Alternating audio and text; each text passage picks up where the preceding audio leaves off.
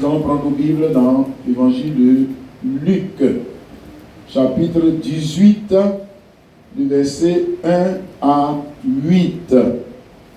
Évangile de Luc, chapitre 18, du verset 1 à 8. Alors, je lis, il est dit, Jésus leur adressa une parabole pour montrer qu'il faut toujours prier et ne point se relâcher. Il dit, il y avait dans une ville un juge qui ne craignait point Dieu et qui n'avait d'égard pour personne. Il y avait aussi dans cette ville une veuve qui venait lui dire, fais-moi justice de ma partie adverse. Pendant longtemps, il refusa. Mais ensuite, il dit en lui-même, quoique je ne crains point Dieu, que je n'ai d'égard pour personne, néanmoins, parce que cette veuve m'importune, je lui ferai justice, afin qu'elle ne vienne pas sans cesse me rompre la tête. Le Seigneur ajouta, entendez ce que dit le juge unique. Et Dieu ne fera-t-il pas justice à ses élus, qui crient à lui jour et nuit? Et tardera-t-il à leur égard? Je vous le dis, il leur fera promptement justice. Mais quand le Fils de l'homme viendra, trouvera-t-il la foi sur la terre? Amen. Amen. Alors, il s'assoit. Mon sujet ce matin, on va parler de la foi qui fait triompher la justice divine. La foi qui fait triompher la justice divine. Donc la parabole ici, c'est une parabole que Jésus a donnée. Verset 1 nous montre la raison pour laquelle il a donné cette parabole. Il a donné cette parabole pour montrer qu'il faut toujours prier et ne point se relâcher. Il faut toujours prier et ne point se relâcher. Mais nous allons parler du fond de pourquoi il faut prier. Parce qu'ici, il est question de manifester ou d'établir la justice alors qu'on est victime d'injustice. Amen. Donc, la raison pour laquelle nous donnons cette parabole, c'est pour nous montrer comment nous devons prier pour faire triompher la justice de Dieu, la vérité de Dieu, la volonté de Dieu, alors même que nous sommes victimes d'injustice, où nous subissons l'injustice dans nos droits. Comment nous devons nous comporter, notamment prier pour que la situation soit renversée en notre faveur et non pas en faveur de celui qui veut nous imposer l'injustice. Amen. Donc, première chose que je vais relever, c'est ce que Jésus va nous montrer, ce que nous devons faire en tant que chrétiens, ou aussi ce que Dieu attend de nous. Faire triompher sa justice. Quand cette justice est bafouée, qui doit faire triompher la justice de Dieu? Quand la vérité de Dieu est bafouée, ou alors quand l'honneur de Dieu est bafoué, qui doit faire triompher son honneur? Ou alors on va dire, qu'est-ce que Dieu attend de nous? Dans cette parabole, tout est là. Qu'est-ce que Dieu attend de nous? De vous et moi. Est-ce que tout ce qu'il attend de nous, c'est que nous venions seulement dans un lieu de culte? Est-ce que tout ce qu'il attend de nous, Est-ce que c'est seulement que nous venons pour chanter, pour danser et puis repartir chez nous, ignorant ce qu'il attend de nous? Ici dans Matthieu chapitre 7, les versets 21 à 23, je dis, ceux qui me disent Seigneur, Seigneur, n'entreront pas tous dans le royaume des cieux, mais celui-là seul qui fait la volonté de mon Père qui est dans les cieux. Plusieurs me diront ce jour-là, Seigneur, n'avons-nous pas prophétisé par ton nom? N'avons-nous pas chassé les démons par ton nom? N'avons-nous pas fait beaucoup de miracles par ton nom? Alors je leur dirai ouvertement, je ne vous ai jamais connu, retirez-vous de moi, vous qui commettez l'iniquité. Et pourtant, ils ont prophétisé par son nom, ils ont chassé les démons par son nom, ils ont fait beaucoup de miracles par son nom, donc je suppose qu'ils venaient à l'église. Au moins ils venaient à l'église. Mais regardez ce qu'il dit. Ils ont fait tout, sauf ce qu'il attendait d'eux. Autrement, s'ils avaient fait ce qu'il attendait d'eux, ils n'auraient pas dit, je ne vous ai jamais connu, retirez-vous de moi, vous commettez l'iniquité. Donc, il y a quelque chose, tu dois savoir, chrétien, que le Seigneur attend de toi. Amen. Autrement, il t'aurait laissé dans le monde. Mais s'il t'a appelé, c'est qu'il y a quelque chose qu'il attend de toi. Ici, dans le texte qu'on a pris, Matthieu 7, 25, il s'agit de faire sa volonté. Ou faire triompher sa volonté. Voici ce qu'il attend de toi. Nous parlons de faire triompher sa justice. Faire triompher sa vérité. Voici ce qu'il attend de toi, chrétien. Surtout en ce temps de la fin. Fréquenter lieu de culte ne suffit pas. Il dit chasser les démons, ça ne suffit pas. Prophétiser, ça ne suffit pas. Prêcher, ça ne suffit pas. Chanter, ça ne suffit pas. Qu'est-ce qu'il attend de moi? Qu'est-ce qu'il attend de toi? C'est sur ça qu'il va te juger. Tu as couru, tu as fait tout, sauf ce que j'attendais de toi. C'est-à-dire, pendant que ma justice était bafouée, au lieu de te battre pour la faire triompher, tu t'es mis en complicité avec ceux qui bafouaient ma justice pour la bafouer aussi. Pendant que ma vérité était piétinée, tu t'es mis avec ceux qui étaient mes adversaires pour bafouer ma vérité, pour bafouer mon évangile. Alléluia.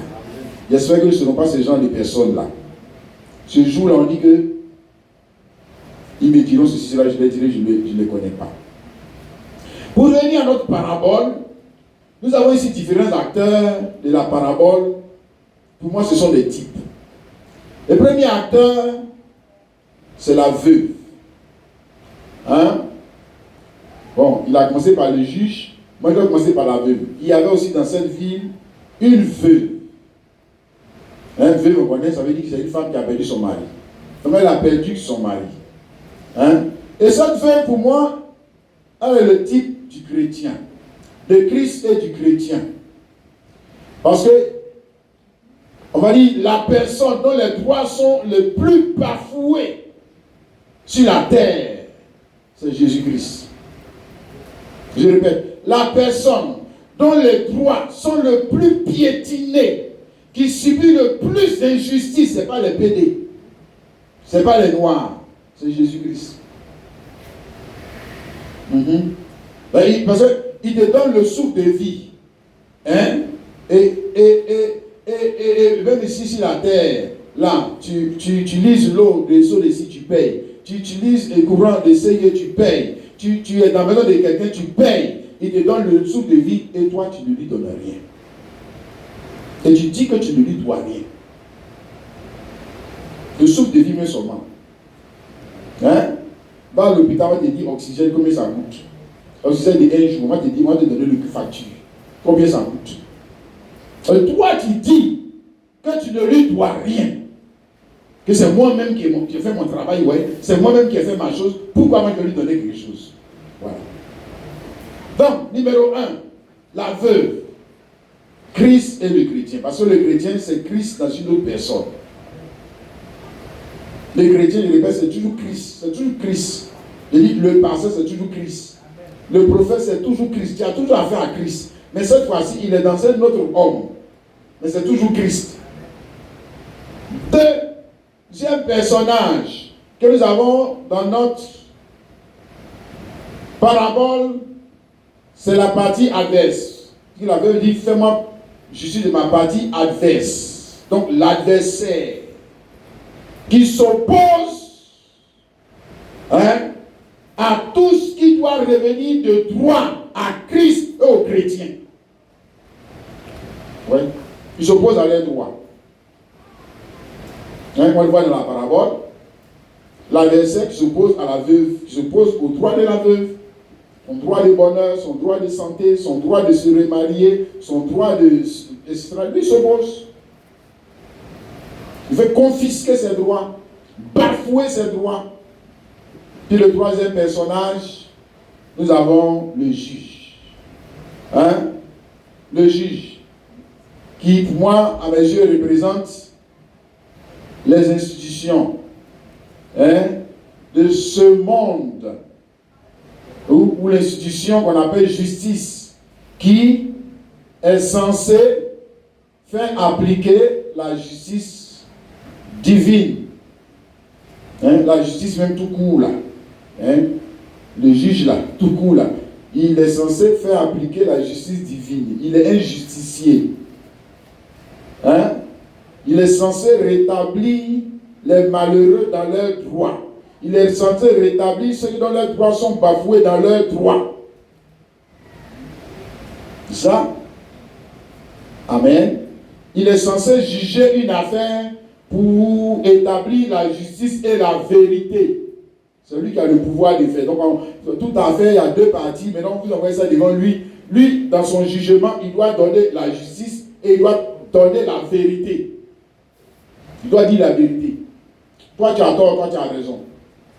C'est la vérité. Il doit ressortir la vérité. Dans cette affaire, selon la justice. Mais comme on le voit ici, on nous dit que ce juge, c'était un juge unique. Un juge unique. C'est-à-dire qu'au lieu d'être un juge qui marche dans l'équité, ou qui pratique l'équité, c'est lui plutôt un juge corrompu. Un juge qui est complice du mal. C'est ça le juge unique. Il est complice du mal. Et étant complice du mal dans nos textes, on voit que, il bafoue la justice de Dieu, tout court. 2, il bafoue la justice de cette veuve. C'est-à-dire que pendant longtemps, il refusa. Verset 3. Il y avait aussi dans cette ville une veuve qui venait lui dire, fais-moi justice de ma partie adverse. Pendant longtemps, il refusa. Donc pendant qu'il attend de refuser là, il se rend complice du mal. Pour bafouer la justice de Dieu, la justice du faible. Parce que la veuve fait partie des faibles. Je me dis que la veuve, c'est le chrétien. Le chrétien fait partie des gens qui sont faibles dans ce monde. Oui. Ouais, dans un certain sens, Jésus, notre mari, n'est plus là. Physiquement. Et quand il n'est plus là physiquement, on est devenu veuve. On est devenu comme des orphelins. Ici, Jésus même l'a dit dans Matthieu chapitre 9, le verset 15. Jésus leur répondit, les amis de l'époux, peut-ils s'affliger pendant que l'époux est avec eux? Les jours viendront où l'époux leur sera enlevé, et alors ils gêneront. Donc, on est dans ces jours-là. L'époux est parti. Maintenant, on est devenu comme des veuves. On est dans un temps de veuvage. Voilà. Et dans ce temps de veuvage, Jésus dit, ils vont s'affliger, ils vont jeûner, ils vont prier. C'est obligé parce qu'ils sont dans un temps de veuvage. C'est la même chose qui revient ici dans la parabole Luc 18. Jésus leur adressa une parabole pour montrer qu'il faut toujours prier et les poings se relâcher. Quand il y a une veuve là, il faut toujours prier et les poings se relâcher. Il faut toujours prier. Hein? Bien, maintenant nous voyons le juge, l'institution. Hein?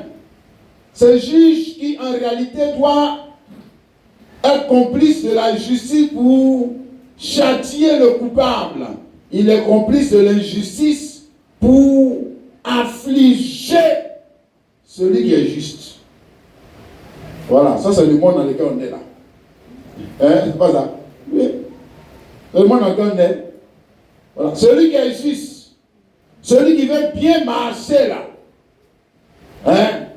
Au lieu qu'on va l'encourager à bien faire, non, on encourage le bandit, on encourage le corrompu, et c'est lui qu'on va affliger. Voilà. C'est ça qu'ils appellent leur monde là. C'est ça? C'est ça?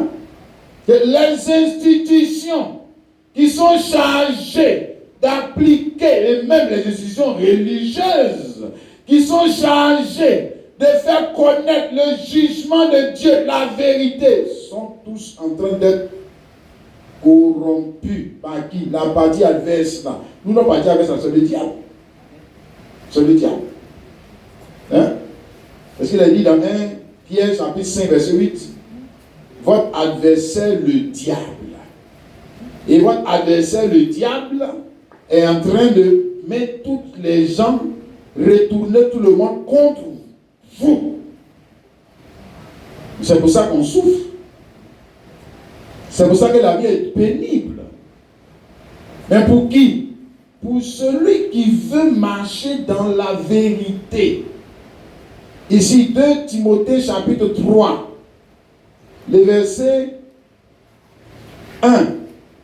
Paul dit, ça c'est dans les derniers jours, il y aura des temps difficiles. Verset 2. Car les hommes seront égoïstes, amis de l'argent, fanfarons, hautains, blasphémateurs, rebelles à leurs parents, ingrats, irréligieux, insensibles, déloyaux, calomniateurs, intempérants, cruels, ennemis des gens de bien.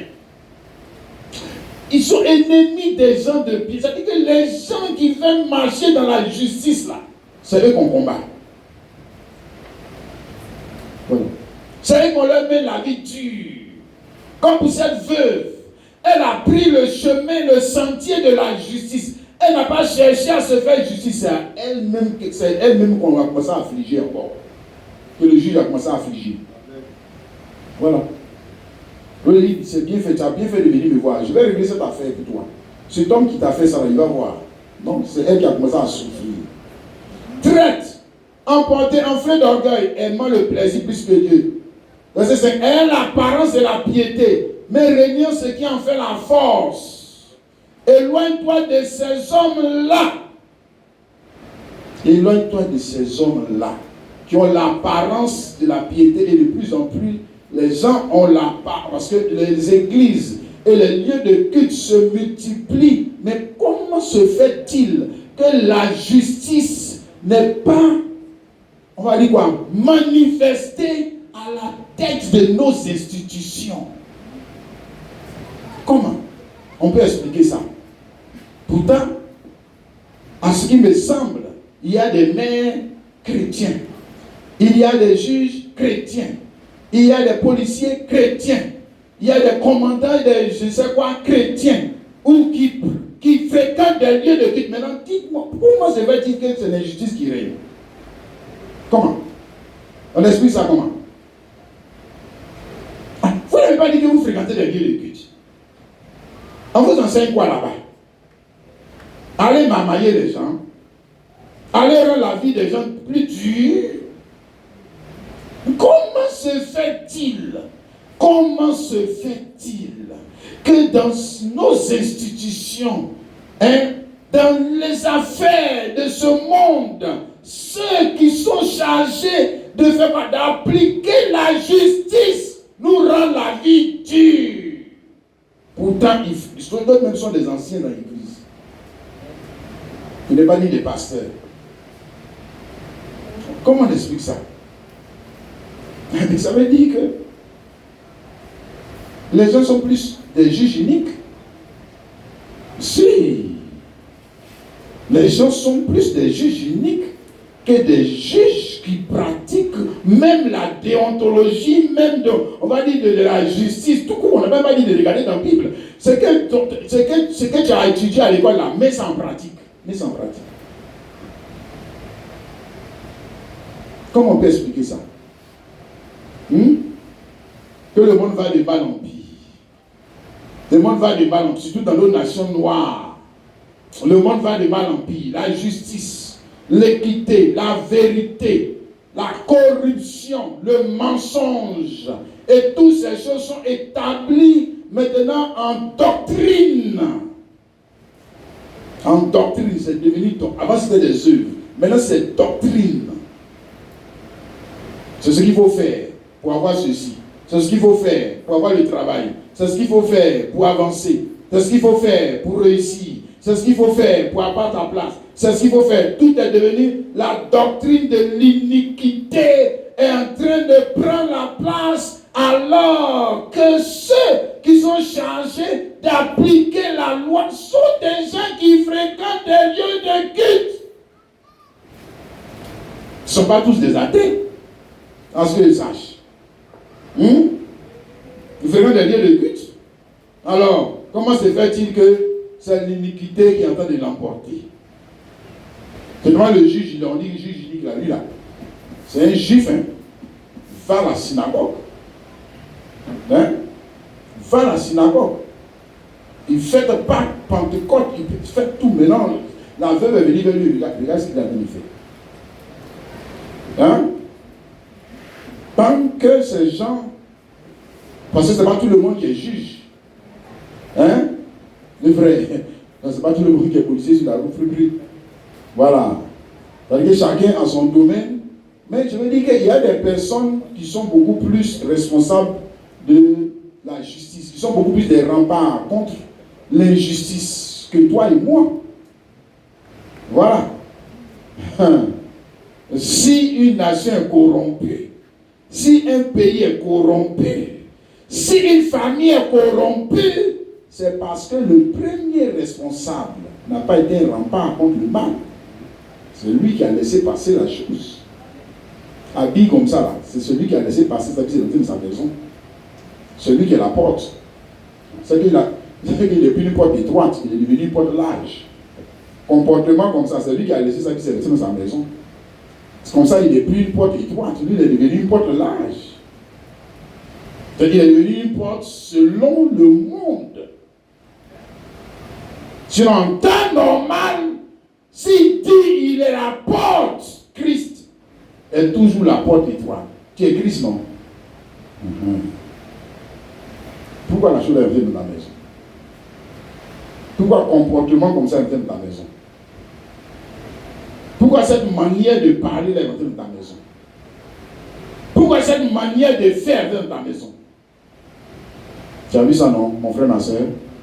Tant qu'on aura des juges uniques, maintenant ils agissons. Des pasteurs uniques, ils agissons. Des mères uniques, des pères uniques. Bon, bref, des gens uniques. C'est que les veuves, les faibles, les chrétiens vont continuer de souffrir. Oui. Ah, mais ça c'est comme ça. Ils vont continuer de souffrir. Et les gens vont continuer de souffrir. Les gens vont, parce que les gens ne souffrent pas pour rien. Ils souffrent parce que les droits sont bafoués par qui? Mais quelqu'un qui est unique, ça veut dire qu'il y a de bafouer ses droits. C'est ça. Les gens souffrent parce qu'il y a des gens qu'on a établis sur nous pour nous gérer et qui sont de mal nous gérer. Ils se sont rendus complices de notre partie adverse. Qui est la partie adverse? Le diable. C'est lui. Oui. Tu as vu ça, mon frère? Amen. Donc, regarde. Ici, on parle d'un juge unique et on parle surtout de quoi? Du triomphe. Hein? Pendant un premier temps, qu'est-ce qui triomphait? C'était l'injustice. le mensonge qui triomphait parce que la partie adverse. Moi, je viens lire, fais-moi juste ma partie adverse. Donc, il y a quelqu'un qui a pris mon chant, il dit que c'est pour lui. Il y a quelqu'un qui a pris ma chose, il dit que c'est pour lui. Je suis même te dire qu'il y a quelqu'un qui a pris ma chose, il dit que c'est pour lui. Alors que j'ai les papiers, que c'est pour moi. Et toi, tu ne me fais pas justice. Ça veut dire que tu te rends complice de ce gars-là pour me maltraiter. Voilà. Voilà. Donc, pourquoi en ces temps-là, qu'est-ce qui triomphe? Ce n'est pas la justice qui triomphe, ce n'est pas la vérité qui triomphe, c'est le mensonge qui triomphe. C'est le mensonge qui est en train de gagner. C'est le mensonge qui régnait. C'est l'injustice qui régnait. Et si le mensonge et l'injustice règnent, c'est parce qu'il y a des personnes qui sont complices du règne du mensonge. Oui. Le mensonge ne règne pas tout seul. Il règne parce qu'il y a des gens là, il y a des chrétiens là, il y a des hommes là, ils sont complices du mensonge pour que le mensonge règne. Oui. Le péché ne règne pas comme cela. Le péché règne par des hommes qui sont complices du règne du péché. C'est ça. Donc devant ce juge, on s'en va te voir pour te dire que l'autre là, il a pris mon terrain, il a pris ma chose. J'ai les papiers, je suis venu te montrer que j'ai les papiers, les choses, l'argent m'appartient.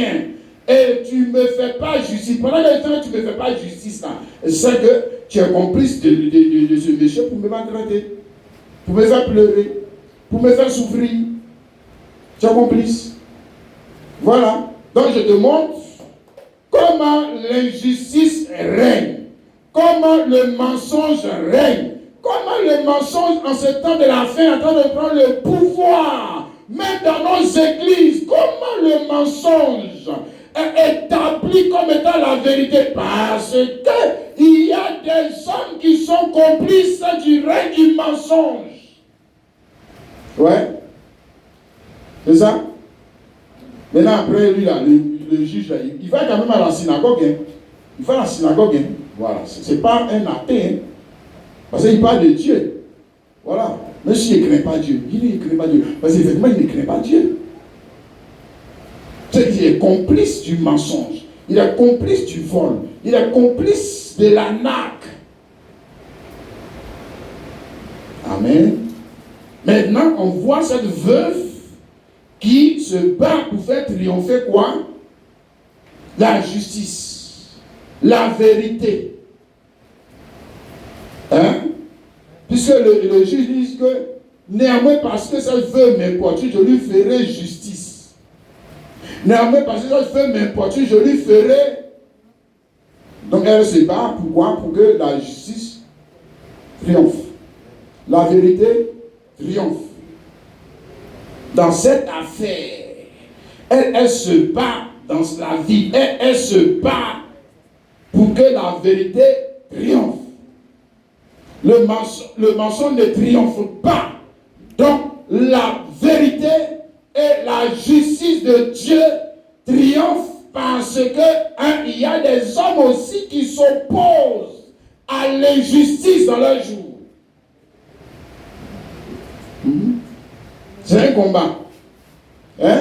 Alors, il a dit que ce que tu attends de nous, c'est pas juste qu'on vient à l'église. Parce que même si on peut venir à l'église, comme le juge là, on vient à l'église. Et puis maintenant, on se rend complice du mensonge du monde pour faire triompher le mensonge du monde. Mais nous sommes des adversaires, nous sommes des ennemis de Dieu. C'est tout simple, nous sommes juste des ennemis de Dieu. Alors, parce que celui qui aime le monde et la justice, c'est-à-dire que ce que le monde appelle juste, ce que le monde appelle vérité, ce que le monde appelle vrai, si tu aimes ça, c'est que tu es ennemi de Dieu. Donc tu te constitues adversaire parce que tu te rends complice de Satan dans l'établissement du règne de Satan. Or, la vérité de Dieu, la justice de Dieu triomphe parce que ici, la vérité de Dieu a fini par triompher parce qu'il y avait là une veuve. Oh, alléluia. Tu sais ça, mon frère, ma soeur? Un qui s'oppose.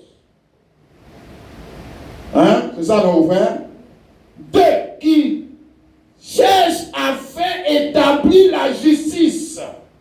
Et pas n'importe quelle justice, nous parlons de la justice de l'évangile. La justice qui est selon la foi. Romains chapitre 1, le verset 16 à 17. Il dit, car je n'ai point honte de l'évangile. C'est une puissance de Dieu pour le salut de quiconque croit. Du juif premièrement, puis du grec. Parce qu'en lui est révélée la justice.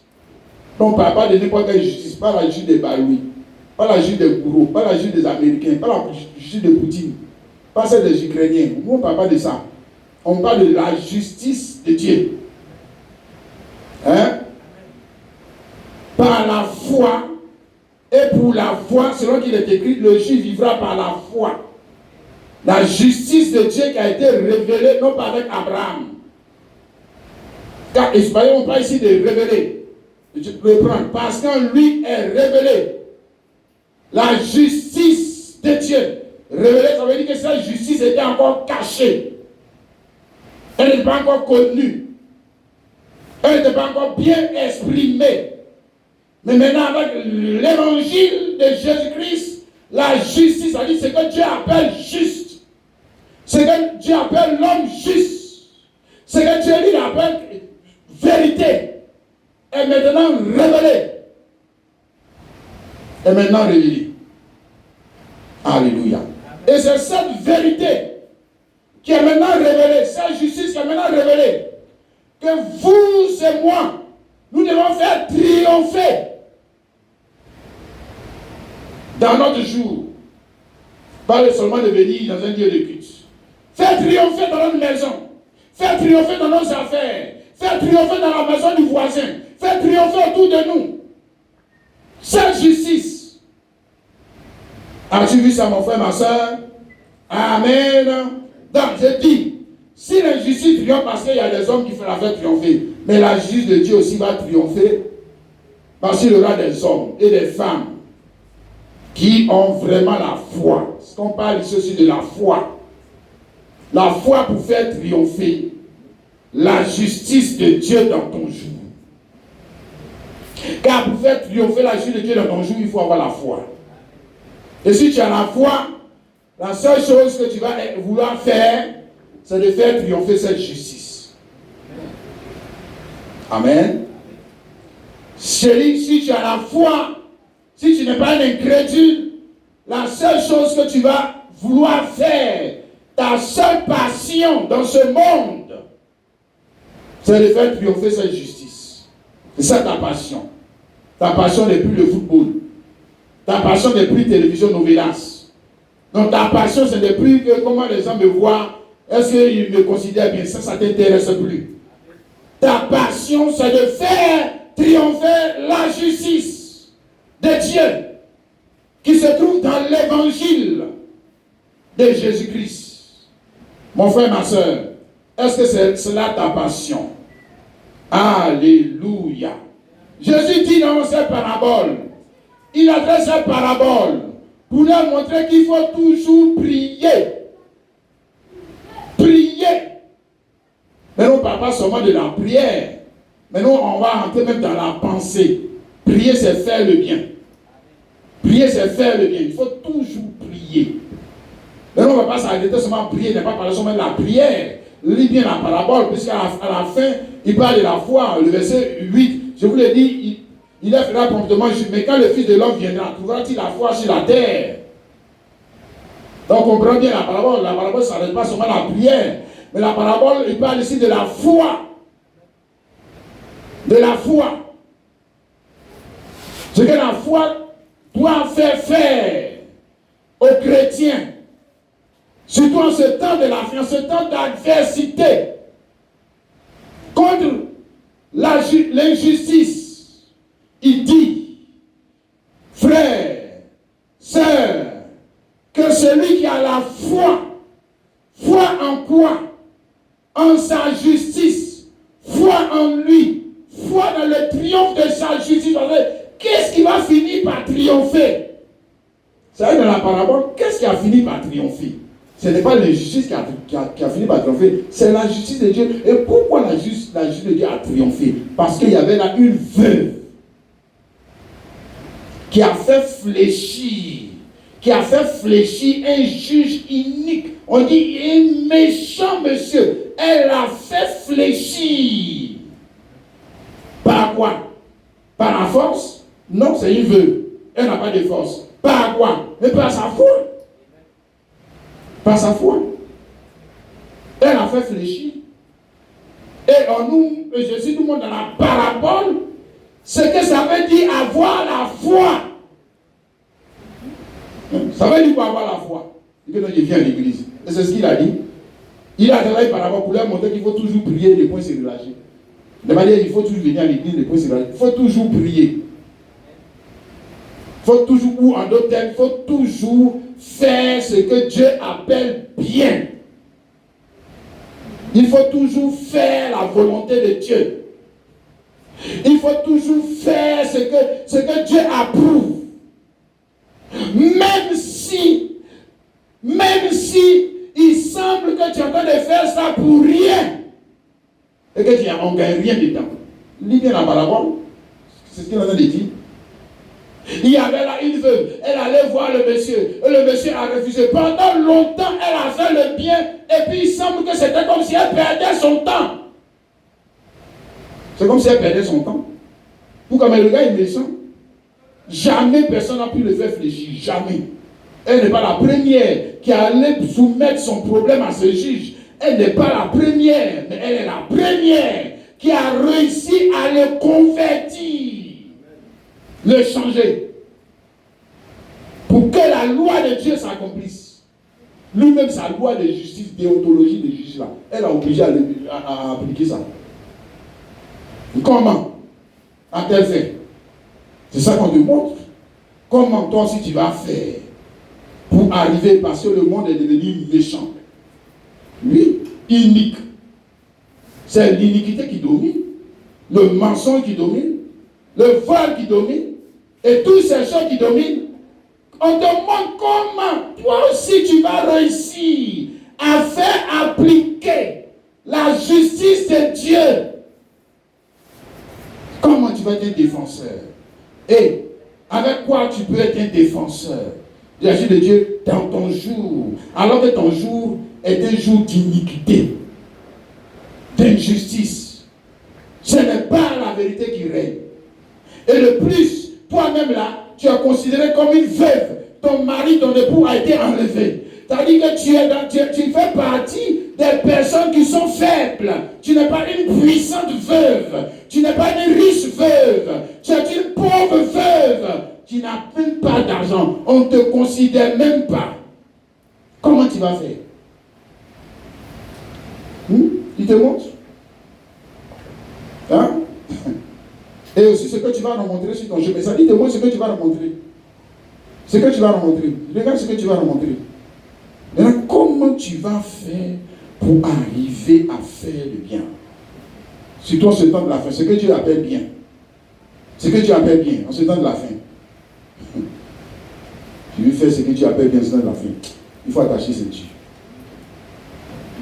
Donc si tu veux faire le mal comme les autres, tu veux vivre dans leur christianisme, des amusements, des distractions, là.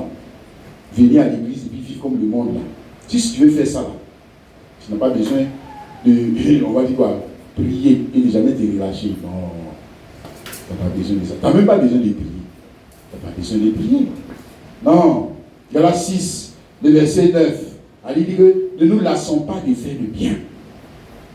Ne nous lassons pas de faire le bien, bien que ce que Dieu appelle bien. Quand on voit bien là, il ne faut pas dire non, c'est le bien que les musulmans appellent bien. Non, non. C'est le bien que les catholiques appellent bien. C'est le bien que moi-même j'appelle bien. Parce que moi-même là, je peux définir ce que j'appelle bien. Bien à mes yeux. Non, on ne parle pas de ça. On parle de bien aux yeux de Dieu. Hein? La foi va te faire faire ce qui est bien aux yeux de Dieu. C'est l'incrédulité qui va te faire faire le bien à tes propres yeux. Ça, c'est l'incrédulité. Selon toi, c'est bien. C'est bien, parce que tu n'as pas la foi. La foi, c'est la révélation. La révélation, on a lu là tout à l'heure. Hein? Romains chapitre 1. Je reviens là-dessus, tu vois, on parle de révélation. Parce qu'en lui, l'évangile est révélé la justice de Dieu. Par la foi. Donc la foi nous permet d'avoir une révélation. de la justice. C'est-à-dire qu'est-ce que Dieu appelle bien? Et je commence à voir. Qu'est-ce que Dieu appelle bien? Ah, ça veut dire que je commence à voir la foi. C'est la justice de Dieu m'a été révélée. Concernant le jour dans lequel je suis, qu'est-ce que Dieu appelle bien? Qu'est-ce que Dieu appelle bien? Bonne église. Qu'est-ce que Dieu appelle bonne femme? Qu'est-ce que Dieu appelle bon pasteur? Qu'est-ce que Dieu appelle Dieu bien habillé? Qu'est-ce que Dieu appelle c'est une bonne offrande? Qu'est-ce que Dieu appelle? Qu'est-ce que Dieu lui l'appelle bien? Maintenant, nous, c'est que nous on appelle bien. Voilà. Voilà. Selon les religions, je dis ici que selon les religions, le bien est relatif. Le bien est relatif selon les religions, selon le temps, selon le lieu. Selon le lieu, il y a le bien. Il bien ici, là-bas, on boit ici, c'est bien. On voit le femme, l'autre côté, c'est bien. Là-bas, on mange, c'est bien. L'autre côté, on ne mange pas, c'est bien. L'autre côté, dans notre village, on fait ci, c'est bien. L'autre côté, on n'a pas parlé du bien de ton village. On dit bien qui est dans l'évangile. Voilà. C'est ça. Parce que si ça fait des bien à nos propres yeux, là, c'est que tout souvent dans tout le ciel. Les pétés et tout, que c'est bien. Ce qu'ils font. Et tu pas quelqu'un. Est-ce que moi j'ai tué quelqu'un? Est-ce que moi j'ai tué quelqu'un? Je suis en train de faire péter. Est-ce qu'il a tué quelqu'un? Est-ce qu'il a tué quelqu'un? Oui, c'est bien. Peut-être parce que pour lui, le mal, c'est quand tu tues l'autre. C'est ça qu'on appelle mal. Voilà. Et puis pour beaucoup comme ça, dans notre tête, à nous tous, est-ce qu'il a tué quelqu'un? Est-ce qu'il a tué quelqu'un? Est-ce qu'il a tué quelqu'un? Ou bien est-ce que j'ai commis l'adultère? On dit que quand tu regardes une femme même pour la convoiter, tu as commis l'adultère. Voilà toi maintenant. Voilà toi maintenant. Ah, maintenant toi aussi, quand tu allais t'habiller bizarre là, et puis les gens te regardent comme adultère là, c'est que toi-même là, tu es un esprit d'adultère sur ta vie, un esprit de prostitution qui te suit. Il faut prier, tu vas te délivrer de ça. Ce n'est pas seulement l'acte, mais la pensée même que tu exprimes, ça vient de qui? Ça vient de qui? Cette pensée-là. Et puis maintenant, il y a l'acte qui va suivre la pensée. Ça vient de qui? Du Saint-Esprit, hein? Ou bien de l'esprit d'iniquité? Ou bien du Dieu d'iniquité? Ça vient de qui? Regarde. On ne te parle pas de n'importe quoi ici, dans cette parabole. Persévérer, en d'autres termes, c'est persévérer dans ce que Dieu appelle bien. Même si, dans un premier temps, c'est comme si tu perds ton temps. C'est comme si tu perds ton temps. C'est comme si tu t'es gâté ton temps, tu t'es perdre ton temps. On ne gagne rien dedans, rien à ça là. Si tu fais ça là, on ne gagne rien dans ça là. C'est quand on fait le mal là, c'est là on gagne. Voilà. Ça c'est l'air dans lequel on est. On ne gagne rien dans le bien. Que tu fais le bien, que tu as gagné quoi à faire le bien. Quand tu as fait le bien, je crois que les gens commencent à se moquer de toi. Quand tu as fait le bien, je crois que les gens t'ont fait le mal en retour. Et puis toi tu continues de faire le bien. Fais le mal aussi. C'est comme ça. Voilà. Maintenant Dieu lui te dit, regarde, que pour établir la justice de Dieu, ne nous lassons pas de faire le bien. Car nous moissonnons au temps convenable. Si nous ne nous relâchons pas. Elle m'a dit seulement faire le bien. Il dit fais jusqu'à ce que tu moissonnes. Parce que si tu te relâches, là, il ne faut pas dire qu'on fait le bien, on ne gagne rien. Tu es un incrédule. C'est pour ça que tu n'as rien eu. Il ne faut pas dire ça. Il ne faut pas dire mentir sur Dieu. Dieu il n'a pas dit ça. Il dit, relis bien. Ne nous laissons pas de faire le bien. Car nous moissonnons au temps convenable. Si nous ne nous relâchons pas, donc si nous ne nous relâchons pas, nous allons moissonner. Comme vous savez, si elle avait commencé un jour, 2 jours, et puis il faut qu'elle marche. Elle marche, elle va au plateau, elle a 2 plateaux à moi ici, elle va au plateau, elle va à pied, elle n'a pas l'argent, vous prenez taxi, elle va à pied, voit le juge, elle revient. Elle a fait combien de temps dedans? On dit longtemps. Elle va, elle vient, elle va, elle vient, elle va, elle vient, elle va, elle vient, elle va, elle vient, elle va, elle vient, elle va, elle vient, elle va, elle vient, elle va, elle vient, puis maintenant Dieu l'a dit on n'a pas laissé tomber cette affaire. Et puis maintenant elle va dire que non, c'est Dieu même veut qu'on laisse tomber l'affaire. Oh, regarde-moi ton incrédulité là. Quel Dieu qui t'a dit de laisser tomber l'affaire? Il faut lire Luc 8, 18. Quel Dieu qui t'a dit ça? C'est l'incrédulité qui t'a dit ça. Qui t'a dit ça? Qui t'a dit qu'on laisse tomber l'affaire? Qui t'a dit que la foi laisse tomber une bonne cause? Qui t'a dit ça? La foi ne laisse pas tomber une bonne cause. C'est l'incrédulité qui laisse tomber une bonne cause. Alléluia. Jésus te dit que tu dois continuer de faire le bien et ne pas te relâcher. Pourquoi? Parce que le temps dans lequel tu vis, tu es comme une veuve qui a affaire à un juge unique. Hein? Et ça risque de te faire douter de l'existence de Dieu. Parce que pendant longtemps, l'injustice a dominé cette veuve. Pendant longtemps. Qui prie, hein? Elle est dans ses droits, hein? Elle revendique ses droits. Alléluia. Droit au Saint-Esprit, droit à l'onction de Dieu, droit à la guérison, droit au mariage, droit à avoir une maison, droit aussi à s'épanouir, droit à un laisser. Et puis maintenant, pendant longtemps, il y a un démon, il y a la chair, il y a quelqu'un qui est un obstacle à sa réussite. Pendant longtemps. Elle ne voit pas la chose venir. Tu as vu ça, non? Alléluia. Mais à aucun moment, elle laisse tomber l'affaire. Si toi, juge unique, tu ne laisses pas tomber, alors que toi, tu as tort, moi qui ai raison, pourquoi c'est moi qui vais laisser tomber? À moins que tu doutes toi-même de la cause que tu défends. C'est quand tu arrives à douter de la cause, des principes, de la vie que toi-même tu défends, c'est là que tu changes. Si les gens changent. Les gens changent.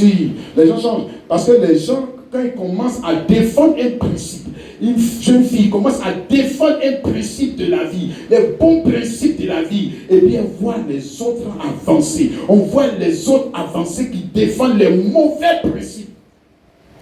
L'homme, s'il ne fait pas attention, il risque de changer. Il va changer. C'est ça. Ici dans Malachie, chapitre 3, Dieu l'a dit, ici dans Malachie, chapitre 3, le verset 14 à 15. Dieu dit, vous avez dit, c'est en vain que l'on sait Dieu. Qu'avons-nous gagné à observer ses préceptes, à marcher avec tristesse? C'est que la veuve qui parlait. On a gagné quand-même, tout le temps, on est affligé à cause de vouloir faire la volonté de Dieu. Mais on a quel problème même? Maintenant, nous estimons heureux les honnêtes. Oui, les méchants prospèrent. Oui, ils tentent Dieu. Et ils échappent. Ils tentent Dieu. Puis, regardez-moi, je les vois avancer. Je les vois réussir. Comme le jeudi, nous parlons pour ceux qui étaient là, on parlait de Zacharie et Élisabeth. Et j'avais souligné le point que le fait que Zacharie et Élisabeth étaient tous deux, comme il est dit ici, tous deux étaient justes devant Dieu, au sein d'une manière irréprochable, tous les commandements et toutes les ordonnances du Seigneur. Ils n'avaient point d'enfants parce qu'Élisabeth était stérile et ils étaient l'un et l'autre avancés en âge. Regarde. Zacharie et Élisabeth, eux, ils marchent selon la justice. Et puis ils n'ont pas d'enfants.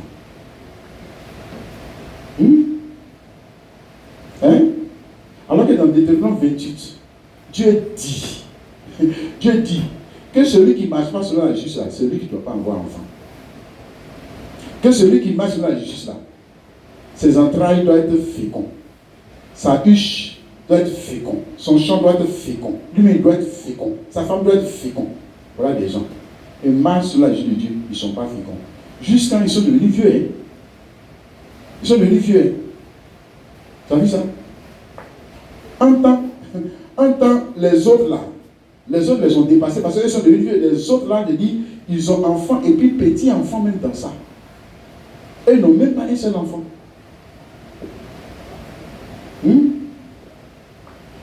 Toi, tu allais faire quoi à leur place? Tu allais continuer de servir Dieu. observez le commandant de Dieu de manière irréprochable. C'est vrai que continuer. J'ai dit que cette affaire-là, c'est n'importe quoi. Moi ici même, frère, maintenant tu peux pas. Quand c'est comme ça, à culte de jeudi, on ne te voit pas. Si on même culte de vendredi, on ne te voit pas. Même venir à l'église, même à l'aide, on ne te voit plus. Voilà. Voilà toi. Oh. Ouais. Chrétien Zazou. Il dit qu'il a la foi. Hein. Lui, il dit qu'il a la foi. La foi. Hein. La foi. Hein. Non, la foi n'abandonne pas. Non, c'est pas vrai. La foi. Hein. Non, c'est l'incrédulité qui laisse. C'est l'incrédulité, lui, commence. L'incrédulité, lui, commence. Il commence aussi, hein. Il commence, mais il ne va jamais arriver à la fin. Jamais. En chemin, il vous laisse. En chemin, lui, il est désintéressé. En chemin, lui, il prend une autre chose que ce qu'il recherchait au début. Ça, c'est l'incrédulité. Tu as vu ça, non? Mais la foi, c'est ce qu'elle cherche. 1. 2. La foi n'abandonne pas avant d'avoir reçu ce qu'elle cherche. La foi, tu ne peux pas tromper la foi. C'est-à-dire que, je prends un exemple très simple. Hein. Je cherche tel type de femme. Et j'ai vu la sœur. Je commence, comme c'est dur, je laisse la sœur, je prends Agnès. Voilà. Ça, c'est une inquiétude. Tu as vu? Voilà, c'est une inquiétude. Il ne sait pas ce qu'il veut. Il ne sait pas ce qu'il veut. Voilà. C'est-à-dire, il commence à chercher le meilleur. Et puis maintenant, comme il veut trouver le meilleur, comme ça devient dur, maintenant, il laisse tomber, il prend quelque chose au rabais. Oh, ça, c'est une inquiétude. Il ne sait pas ce qu'il veut. La foi, hein? La foi, il n'y a pas option. La foi, il n'y a pas seconde option dans la foi. La foi a une seule option, c'est-à-dire la chose que je cherche là, il faut que j'ai ça. Tu ne vas pas tromper la foi pour non, je cherche cette Bible. Oui, Daniel, c'est ta Bible qui est perdue, mais tiens ça à la place. Et puis je vais accepter. Et puis donc tu laisses la Bible. Non, ça c'est un incrédule. Ça c'est un incrédule. Ouais. Moi, c'est la Bible que je cherchais. Tu m'as donné ça, donc d'accord, je prends ça et bien c'est à côté là. Mais Bible, donne-moi toujours Bible. Moi je veux toujours Bible. C'est ça que je veux. C'est la foi. Tu as vu ça, non? Regarde la veuve. Il y a quelque chose qu'elle cherche. Quand elle venait derrière le juge, est-ce que c'est ce qu'elle cherche? Maintenant, moi je pose la question, toi-même quand tu viens derrière le juge suprême, qui est Jésus-Christ là, tu cherches quoi? Tu cherches quoi? Qu'est-ce que tu cherches? Ça. Et souvent, toi-même, tu ne sais même pas pourquoi Jésus t'a appelé. Vous venez prendre quoi? On t'a promis quoi? Hein? Voilà. Beaucoup d'entre nous pensent que c'est juste le mariage, juste le travail. Mais ça, d'ailleurs, il a dit, cherchez premièrement, ici, Matthieu chapitre 6. Matthieu chapitre 6. Je lis ça rapidement pour toi. Matthieu 6, 33. Cherchez premièrement le royaume de Dieu et sa justice, et toutes ces choses vous seront données par-dessus. Amen. Il n'a pas dit chercher premièrement les autres choses, et puis le royaume vous sera donné par-dessus. Nous, dans notre tête, là, c'est comme ça que nous, on l'a lu. Hein. C'est comme ça que nous, on l'a lu. Voilà. Je viens pour prendre le mariage, et la vie éternelle me sera donnée par-dessus. Voilà. Et le travail me sera donné. Hein? Je vais prendre mon travail d'abord, puis après la vie éternelle, ça va gérer ça après. Ça, c'est l'incrédule. Hein? Et il te dit, tu n'as pas besoin de venir à Jésus pour avoir les autres choses là, par-dessus là. Tu n'as pas besoin de Jésus pour ça. Tu n'as pas besoin de lui. Hein? Mais premièrement, priorité. La priorité de notre appel, de notre vocation, c'est pour prendre le royaume et manifester dans notre jour sa justice. Alléluia. Ou la faire triompher. Laisse ça, mon frère et ma soeur.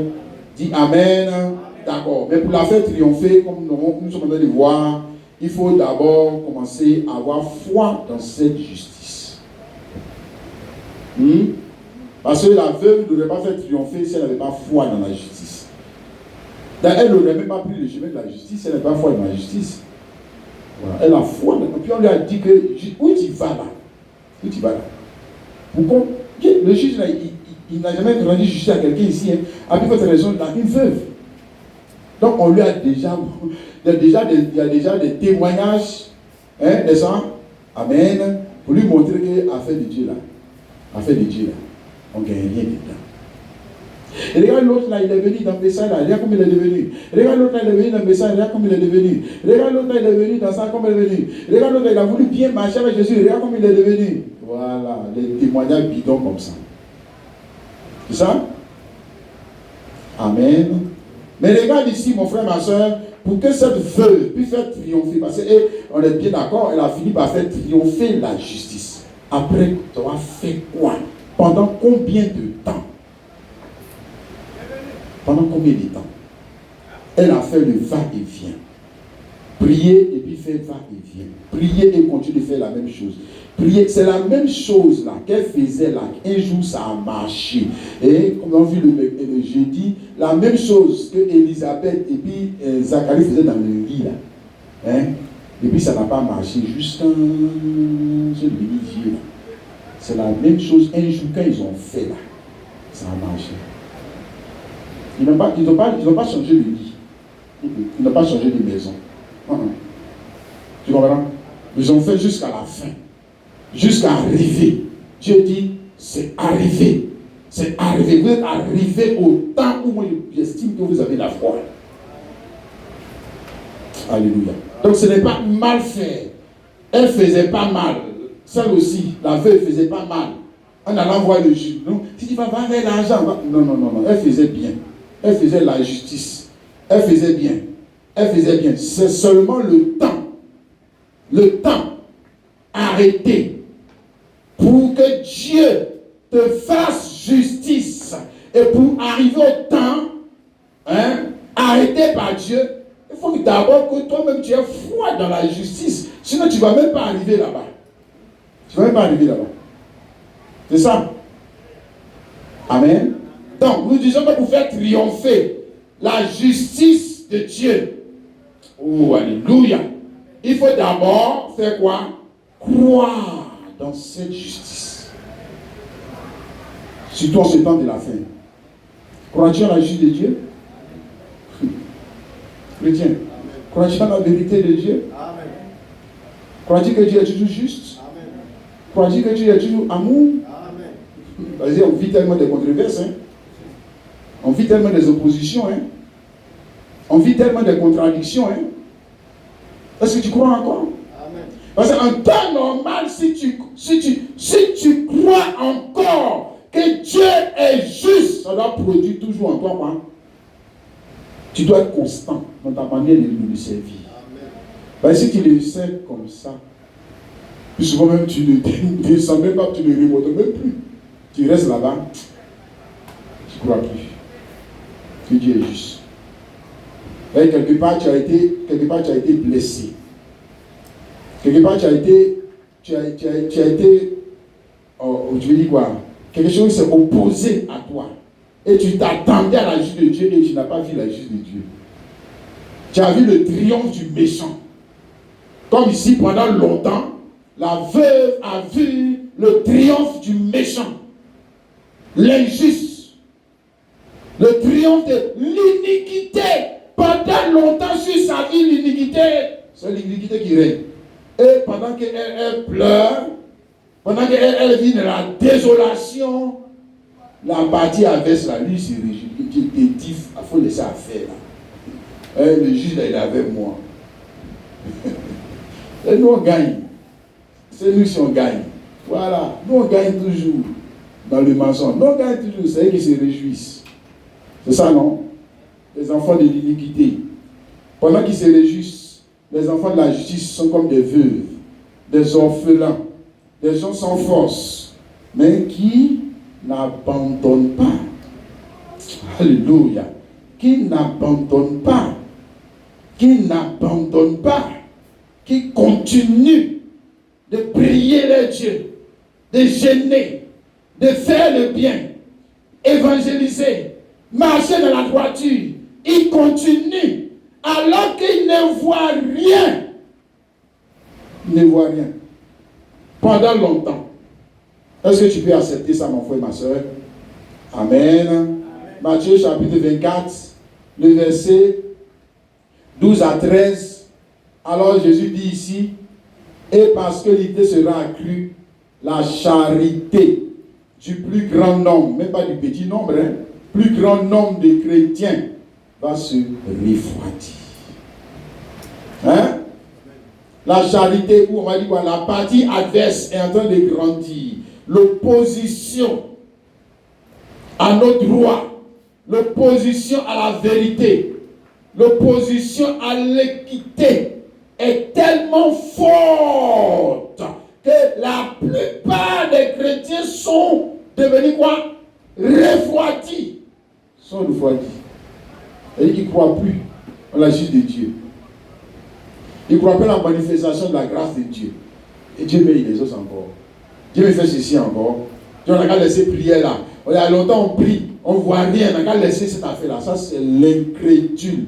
Le démon qui est en train de te parler. Mon frère, ma soeur, Jésus-Christ, le Saint-Esprit, lui dit quoi? Hein? Il dit ne cède pas. N'arrête pas.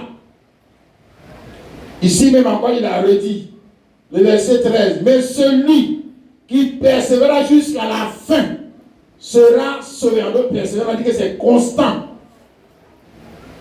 Jusqu'à la fin, on va dire celui qui persévérera.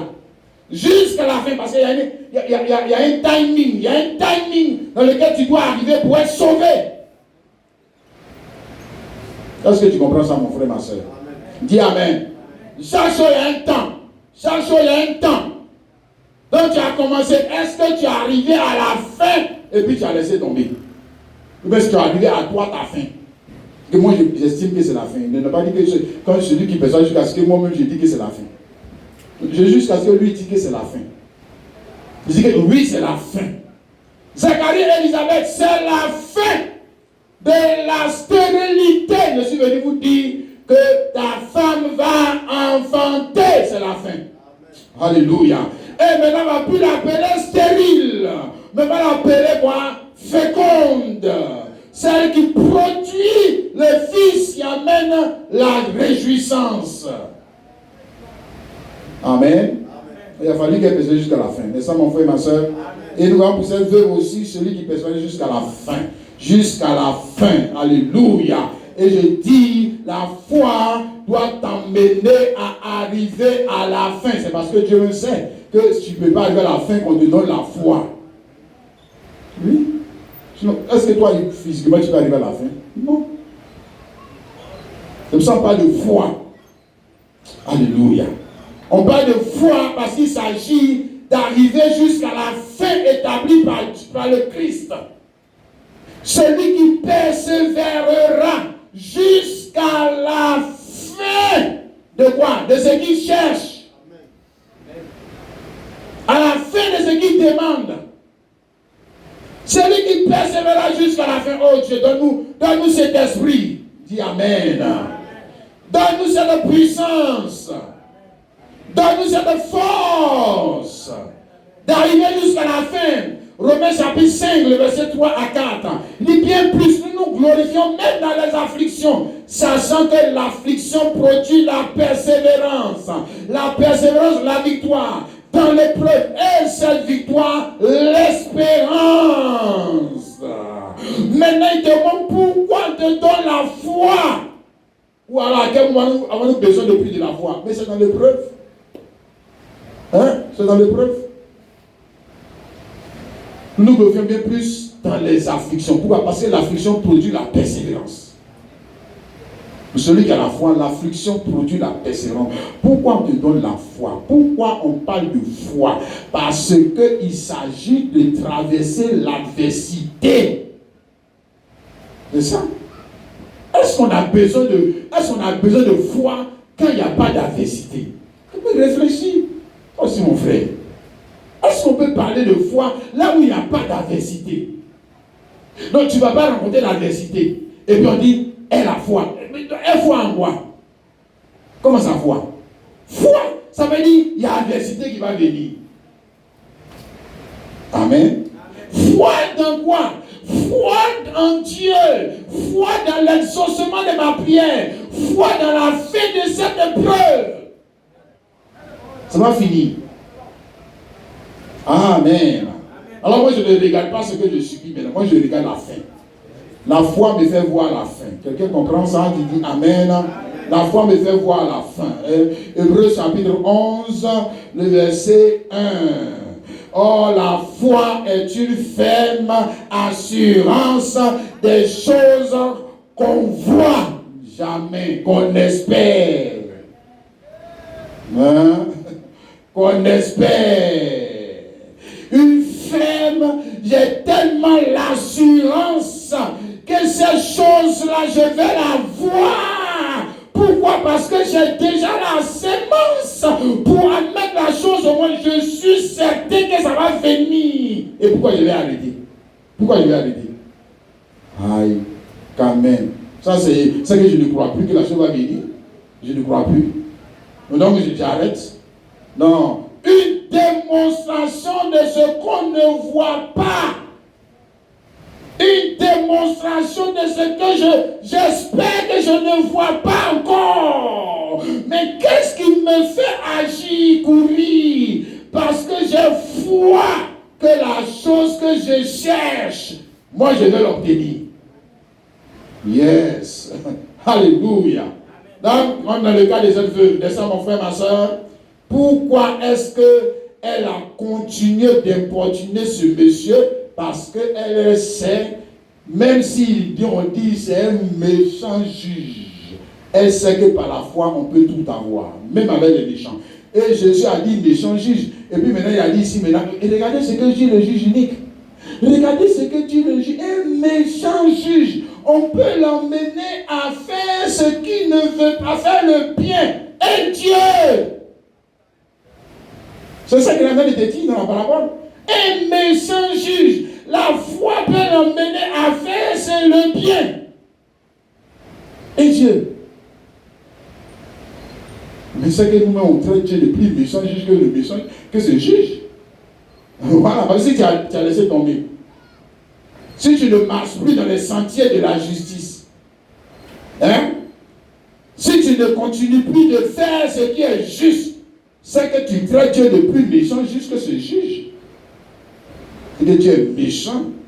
Nous on n'a qu'à laisser tomber cette affaire. Non, on ne laisse pas tomber. Hein?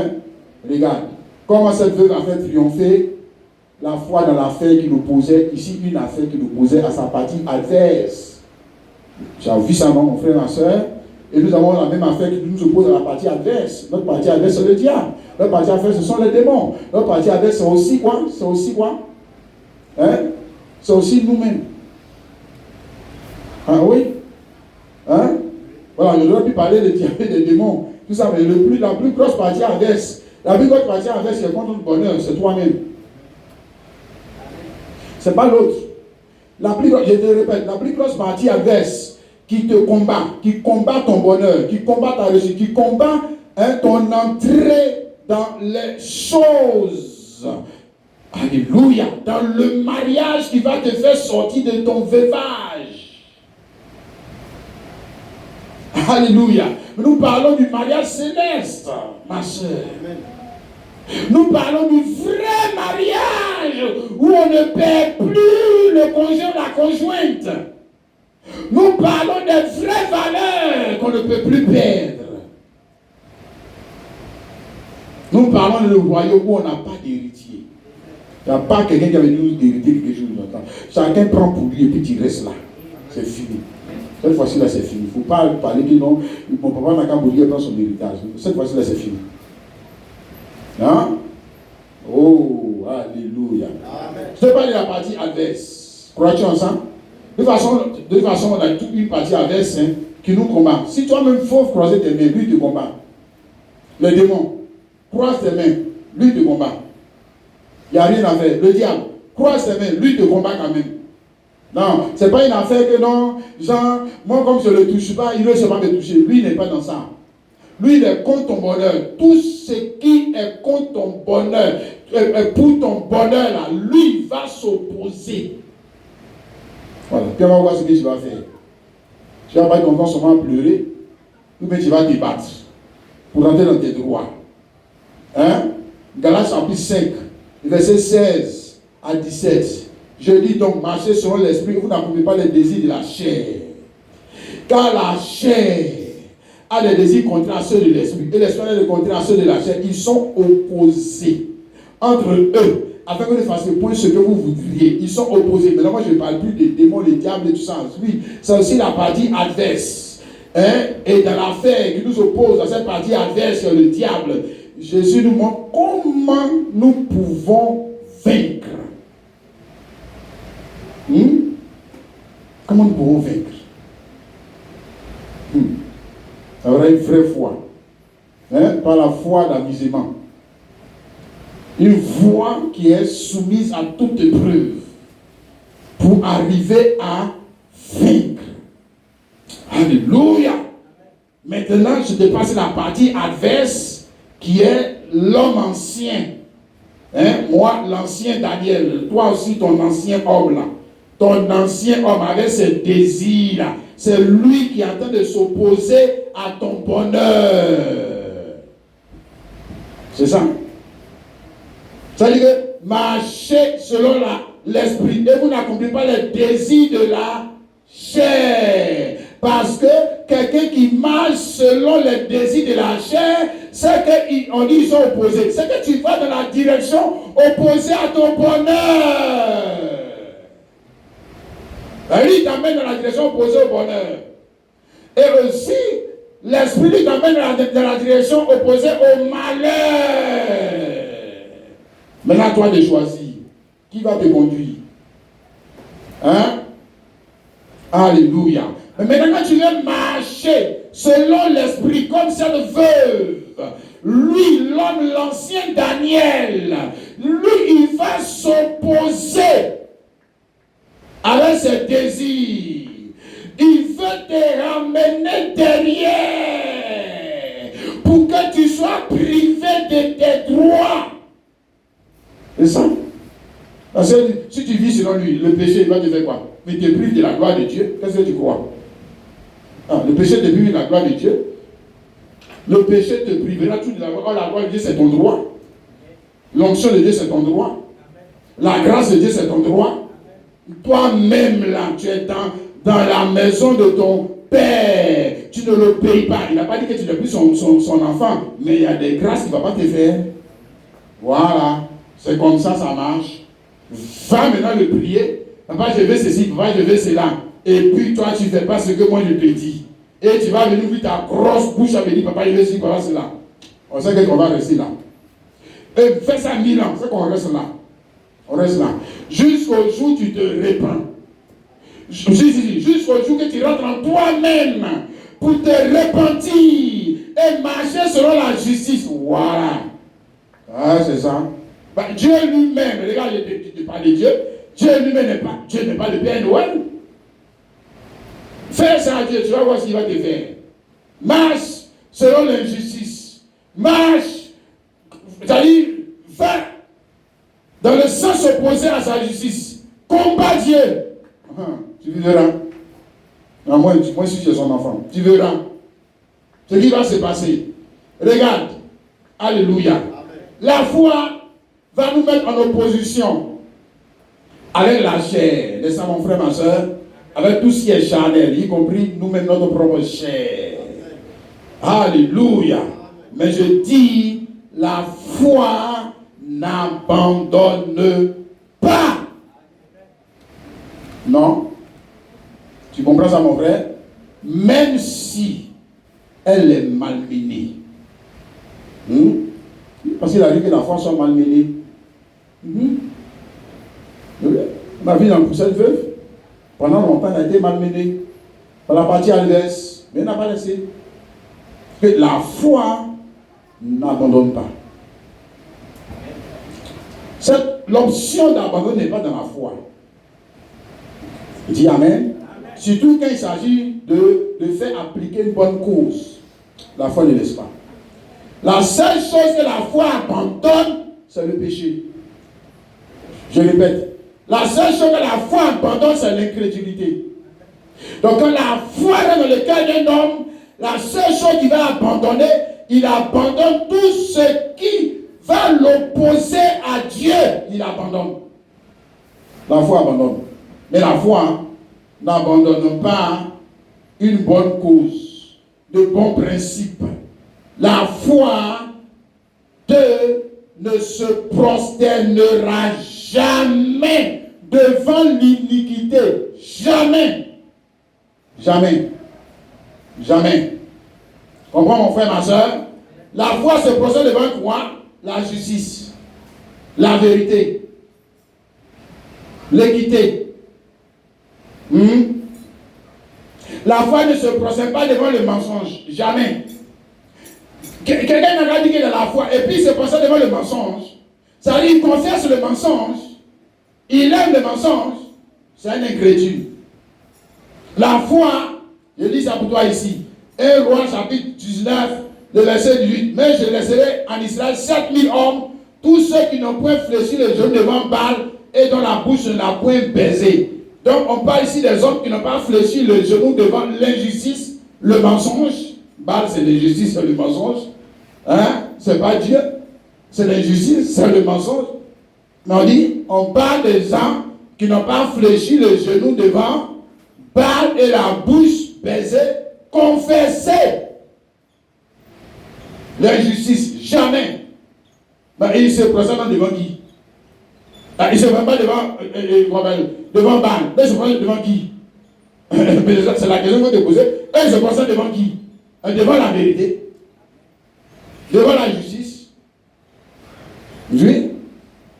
La foi se procède devant la vérité. C'est-à-dire que quand quelqu'un qui a la foi, quand tu lui présentes la vérité, il se prosterne. Il n'est pas là à discuter. Il n'est pas là à se justifier. Non. Ça, c'est l'incrédule, le raisonneur, qui veut toujours avoir raison. Même quand il est dans l'erreur. Ce n'est pas la foi. Regarde, la foi n'abandonne pas. Alléluia. Tu vois ça, mon frère, ma soeur? Il a dit ici, le verset, Luc 18, 8, je vous l'ai dit, il a vraiment, mais quand le Fils de l'homme viendra, trouvera-t-il la foi sur la terre? Mais quelle foi? Lui, bien la parabole, il te parle de ce qu'il s'agit. Quand il parle de foi, de quoi lui il parle? La foi sur la terre, maintenant, pour l'aveu, on n'abandonne pas. Il n'y a pas l'option d'abandon dans la foi. Deux, la foi ne se procède pas devant l'iniquité. Jamais. Amen. La foi fait quoi alors? Mais la foi se procède devant la vérité. Alléluia. Dis Amen. La foi finit par amener la vérité de Dieu à s'imposer. Dis Amen. Ou alors, la foi préfère même mourir plutôt que de se prosterner devant l'iniquité. Tu ne sais pas ça? Oui.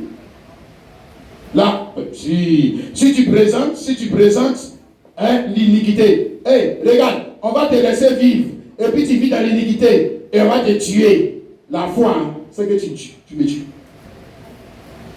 Ouais, c'est ça qu'on appelle la foi. Je te répète, la foi préfère mourir que de continuer de vivre 2022, 2024, 2025, 2020 dans l'iniquité. La foi préfère mourir. Dieu te remercie parce qu'on est ici rentré dans la nouvelle année de brigands, hein, de voleurs. Tu remercies que Dieu. Et ta vie n'a pas changé. Mais pas de quoi? On te parle de la foi. La foi, abandonnée, jamais. Se rétracter, jamais. Changer, jamais. Ah, on dit lui, il a la foi. Il a la foi parce que quand il devait choisir entre continuer de vivre avec sa femme et ses enfants, et puis mourir. Il a préféré mourir. Ah, voilà, maintenant l'incrédule va dire que non, il est bête. Voilà. C'est ça l'incrédule. Il ne connaît pas Dieu. Quand il fréquente l'église seulement. Ah, c'est quelqu'un qui fréquente l'église, si. Il plaît comme ça, il fréquente l'église. Non, ça c'est pas la foi. C'est l'incrédulité. Je te dis ça, mon frère. Hébreux chapitre 11, le verset 35. On dit des femmes recouvraient leur mort par la résurrection. D'autres furent livrés au tourment et n'acceptaient point de délivrance afin d'obtenir meilleure résurrection. Hébreux 11, tout ça c'est la foi. Voilà, ceux qui ont été sauvés comme ceux qui sont morts. D'autres subissent les moqueries. Les chaînes, d'autres furent lapidés, sciés, torturés, tout ça, et c'est la foi. Voilà, il ne faut pas dire que les autres qui ont été sauvés, et c'est la foi. Et ceux qui sont morts, et c'était l'incrédulité. Non. C'est-à-dire que ceux qui sont morts là, ils ont préféré mourir que de vivre dans l'iniquité. C'est ça qu'on appelle la foi. Parce qu'il te dit, la foi n'abandonne pas Dieu. La foi ne trahit pas Dieu. La foi ne fait pas de la traîtrise à Dieu. La foi reste avec Dieu, même si tout le monde ne le veut pas. Voilà. La foi, ce n'est pas non, on a commencé. Mais comme tout le monde ne le veut pas, Dieu attend, on va se mettre dans le côté de tout le monde. Jamais. Jamais de la vie. On sait que vous allez nous tuer. Regarde ça. Est-ce que tu as compris ce que nous sommes dit, mon frère, ma soeur?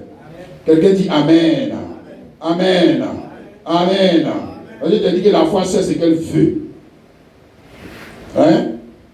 Lis bien, la veuve, elle est venue voir le juge. Elle sait ce qu'elle veut. Fais-moi partie, je dis ma partie adverse. Je ne t'ai pas dit, prends mon champ et puis donne-moi un autre champ. Non. C'est pas ce que moi j'ai dit. Donne-moi mon sang. C'est ça qu'il dit. Voilà. Ce qui me revient. Ce que mon Dieu m'a donné. Donne-moi ça. Amen. Et puis maintenant, tu vois la marmaille. La marmaille serait que, non, je ne vais pas te donner ce que Dieu a dit que c'est pour toi.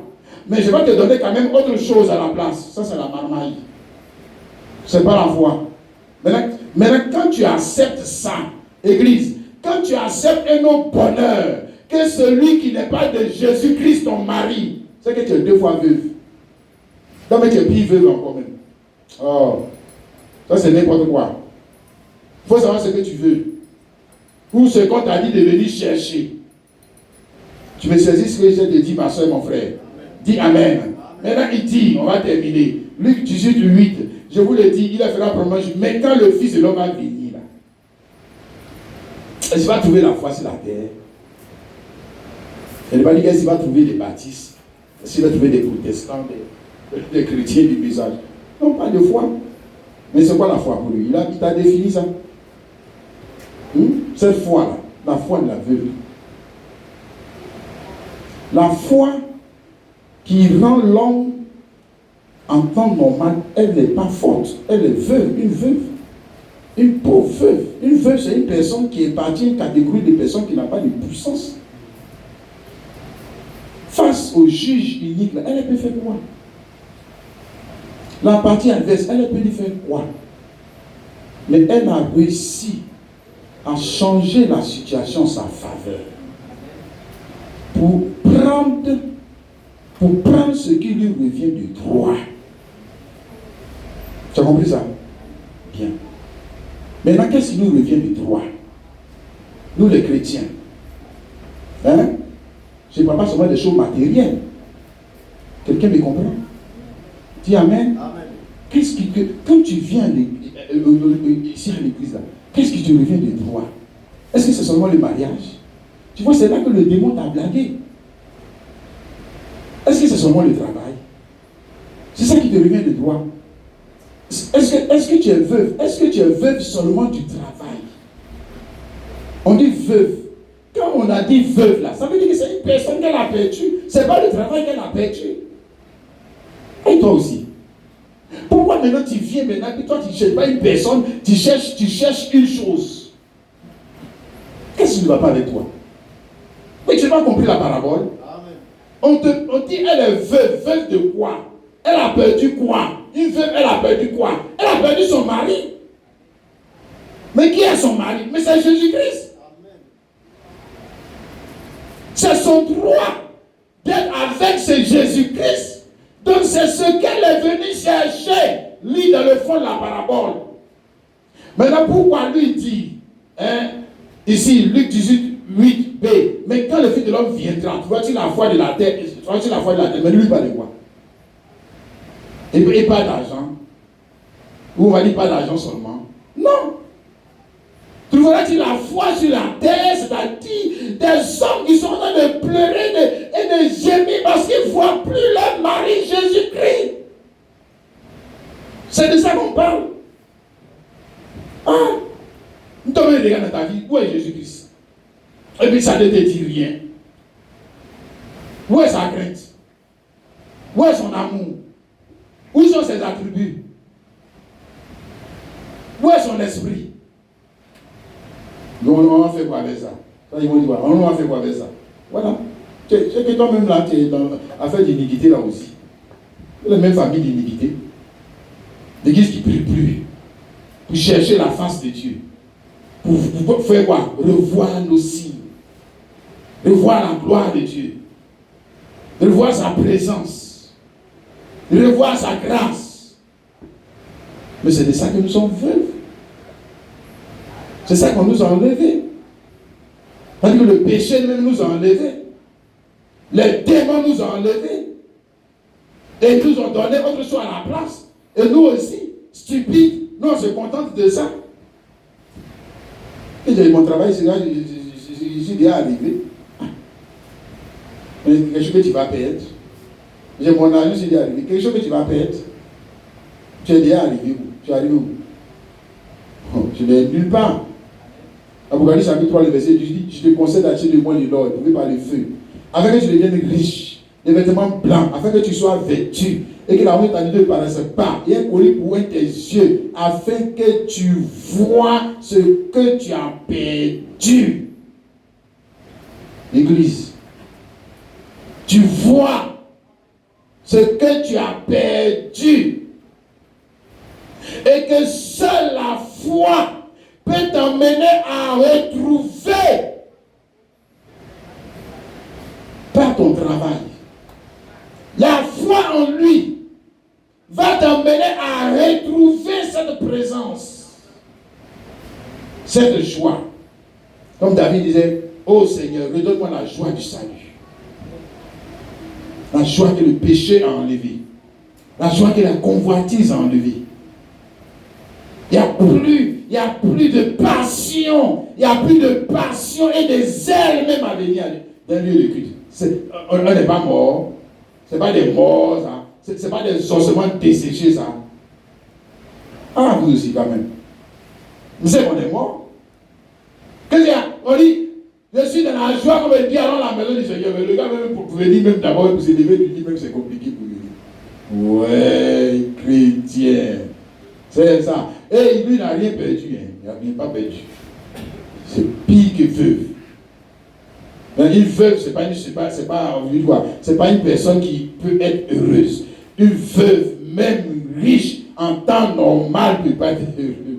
Parce que quand le conjoint ou la conjointe avec qui tu étais lié depuis là, il y a quand même quelque chose, une partie de toi qui n'est pas là, quand même, ils sont sérieux. Ils sont sérieux.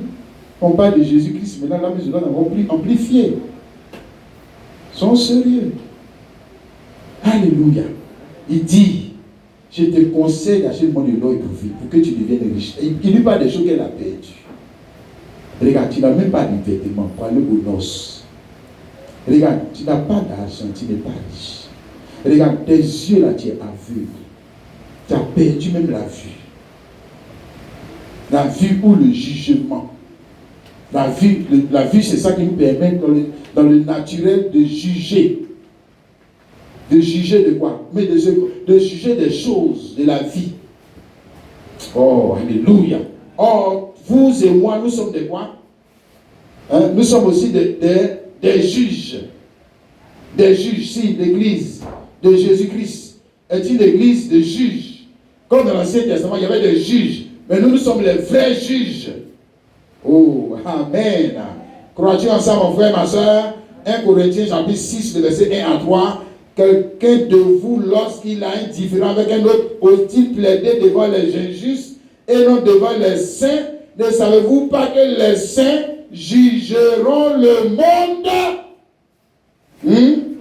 Et si c'est par vous, il t'a vu, non? Et si c'est par vous, parce qu'on cru qu'il devait dire, et si c'est par nous les apôtres, nous les pasteurs, qui a dit ça? Si c'est par vous que le monde est jugé, êtes-vous indigne de rendre le moins jugement?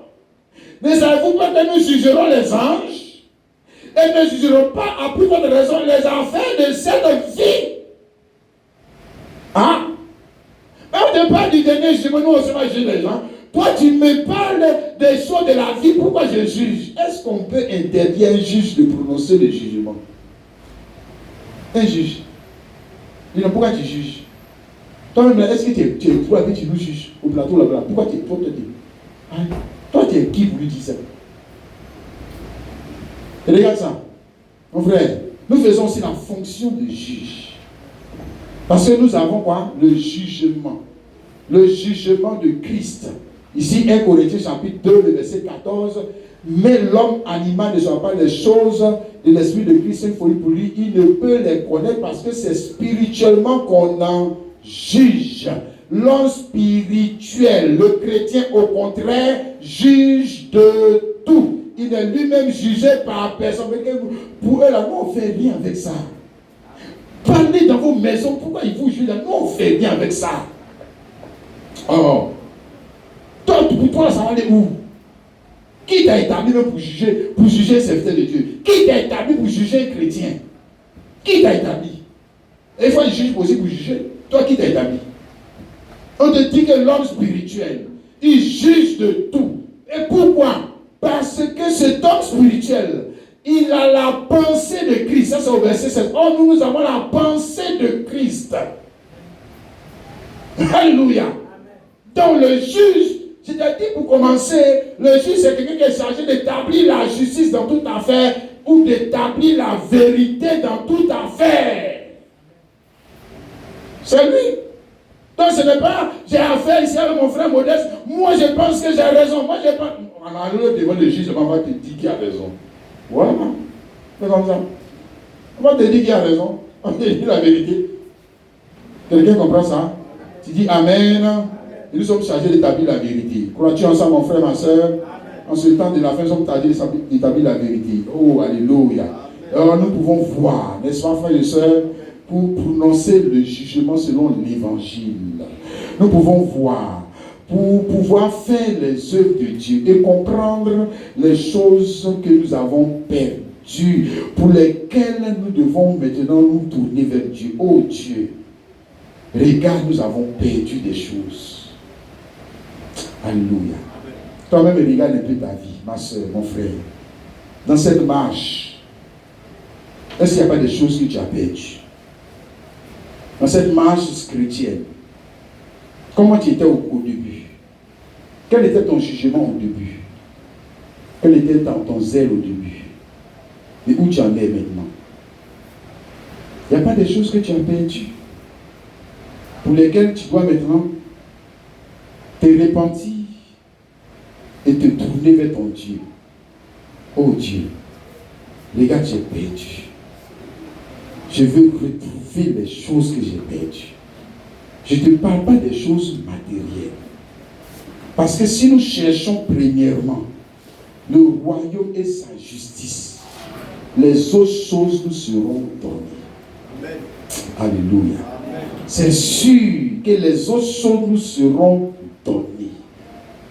Si nous avons le Saint-Esprit, si nous avons Dieu, si nous avons sa grâce surabondante dans notre vie, les autres choses nous seront données.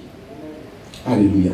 D'ailleurs, tu vas pouvoir bien faire ton choix parce que tu dois choisir un conjoint. Tu as choisi un conjoint, mais tu es la vue. Comment tu vas choisir? Tu as perdu même la vue. Ton raisonnement est fou. ta logique est fausse. Ta compréhension de la vie est fausse. Parce que tu as perdu le jugement de Jésus-Christ. Quels sont les choix que tu vas faire alors que la foi même n'est pas là? Tu iras dans quelle direction? C'est sûr que tu vas prendre toujours la mauvaise direction. Toujours les mauvais choix vont te conduire au regret. Parce que la foi n'est pas là. Alléluia. Mais quand la foi est là, la seule chose qui est en train de manquer à la terre, où Jésus a dit, est-ce que je vais trouver la foi sur la terre? Est-ce que je vais trouver la foi dans mes enfants? Est-ce que je vais trouver la foi? Cette foi qui n'abandonne pas. Cette foi qu'on ne peut pas vaincre. Malgré l'adversité, l'opposition. Cette foi finit par triompher. Alléluia. Amen. Que le Saint-Esprit nous aide, bien-aimés. Alors nous allons nous arrêter là. Nous allons nous arrêter là avec mon frère et ma soeur et nous allons chanter ce chant.